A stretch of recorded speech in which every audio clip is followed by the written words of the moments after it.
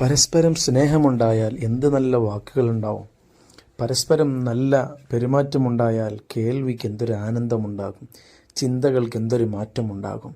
അതല്ലേ ജബ്ബാർ ഹാജിയുടെ ഈ വാക്കുകളിൽ നിന്ന് മനസ്സിലാകുന്നത്.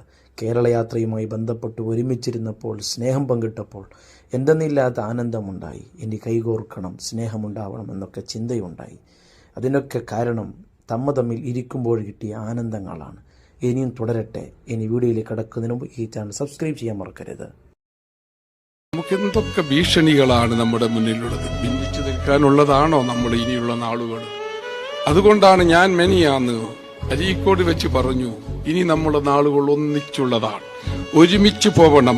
കുറേയേറെ ഭിന്നതയിൽ നിന്നിട്ട് എന്ത് കാര്യം? എല്ലാവരും, നിങ്ങളായാലും ആരും, ഈ പച്ചപ്പതാക തണലുണ്ടാവും, നമുക്ക് ഒരുമിച്ച് നിൽക്കണമെന്ന് പറഞ്ഞു. ഞാൻ പ്രസംഗത്തിന്റെ മുമ്പ് എന്റെ അടുത്തിരുന്ന ബഹുമാനപ്പെട്ട പേരോട് ഉസ്താദിനോട് ഞാൻ പറഞ്ഞു, നിങ്ങളൊന്ന് അതിനു മുമ്പ് ഞാൻ ഖലീൽ ബുഖാരി തങ്ങളെ, സയ്യിദ് ഖലീൽ ബുഖാരി തങ്ങളോട് ഞാൻ ഡയാലിസ് സെന്റർ സന്ദർശിക്കാൻ പറഞ്ഞു. അദ്ദേഹം വരാമെന്ന് പറഞ്ഞിരുന്നു.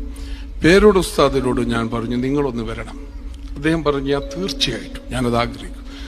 നിങ്ങൾ എന്റെ കുറ്റ്യാടിയിലേക്ക് വരണമെന്ന് എന്നെയും വിളിച്ചു, ഞാനും വരാമെന്ന് പറഞ്ഞു. ഇനി അങ്ങനെയാണ് ഞങ്ങൾ എല്ലായിടത്തും പരസ്പരം പോകും, അങ്ങോട്ടും ഇങ്ങോട്ടും ഒക്കെ പോവും. ആരെയും ശത്രുതയായി കാണില്ല.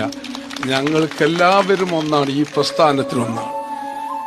കേരള യാത്രക്ക് ബഹുമാനപ്പെട്ട എ.പി. ഉസ്താദിന് മുസ്ലിം ലീഗിന്റെ പച്ച പതാക പിടിച്ചുകൊണ്ടാണ് അഭിവാദ്യം അർപ്പിച്ചത്. ഇനിയും അങ്ങനെ തന്നെ. ഞങ്ങൾ എന്തിനാണ് ഞങ്ങൾക്ക് ശത്രുത വെച്ച് പുലർത്തുന്നത്? ഞങ്ങൾ ഉണ്ടാവും എന്ന് പറഞ്ഞുകൊണ്ട് തന്നെ എല്ലാവർക്കും, ഞങ്ങൾക്ക് വോട്ട് ചെയ്തവരോട്, സഹായിച്ചവരോട് നന്ദി പറഞ്ഞുകൊണ്ട് നിർത്തുന്നു. അസ്സലാമു അലൈക്കും.